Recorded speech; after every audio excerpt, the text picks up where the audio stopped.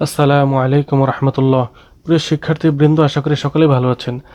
আজকে আমরা অষ্টম শ্রেণী গণিতের অনুশীলনী 4.1-এর উদাহরণ 5 নিয়ে আলোচনা করব। এর আগে উদাহরণ 1 থেকে 4 পর্যন্ত আলোচনা করা হয়েছে। সেই ভিডিওগুলো পেতে চাইলে ডেসক্রিপশন বক্সের মধ্যে প্লে লিস্টের লিঙ্ক দেওয়া আছে, সেখান থেকে দেখে আসতে পারেন। অনুশীলনীর প্রশ্ন 5, 9, 11, উদাহরণ 4, 5, 6, 7, 8, পৃষ্ঠা 50-এর কাজ 3, 4 এগুলো প্রায় একই রকম অঙ্ক। উদাহরণ 5, এখানে বলা আছে a minus b equal to 7, ab equal to 60 হলে a স্কোয়ার প্লাস b স্কোয়ারের মান নির্ণয় করো। এটার মান বের করতে হবে। আমরা লিখব সমাধান লিখে এই যে মান দুটি রয়েছে এটা লিখে দিলাম।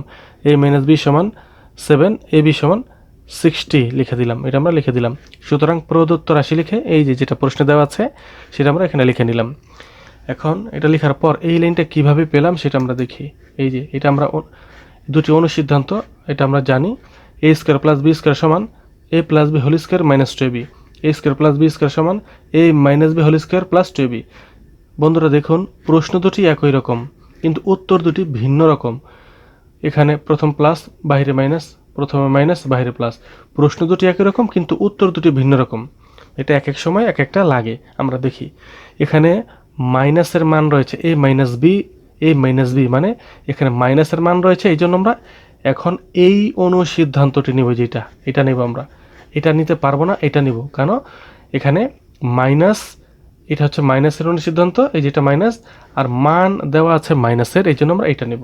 এটা এই বন্ধুরা A square plus B square সমান A minus B whole square plus 2ab। আমরা কিন্তু এই মানটি নিয়েছি, এখানে এই মানটি নিয়েছি, এটা নেইনি।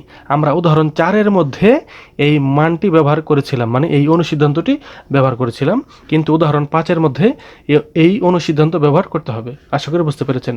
এ দুটো হচ্ছে হুবহু আমাদের অনুসিদ্ধান্ত।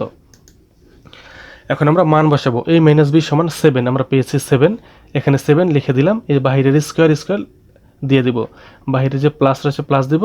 2ab 2 হচ্ছে অনুসিদ্ধান্তের 2 লিখলাম, আর ab হচ্ছে এই যে এবির মান দেওয়া, মান 60, আমরা 60 লিখলাম। এখানে গুণ চিহ্ন কেন দিলাম? ab 2 এর সাথে গুণ অবস্থায় রয়েছে, এই জন্য গুণ চিহ্ন দিলাম। পাশাপাশি মানে গুণ, তো এই জন্য আমরা এখানে গুণ চিহ্ন দিয়ে দিলাম।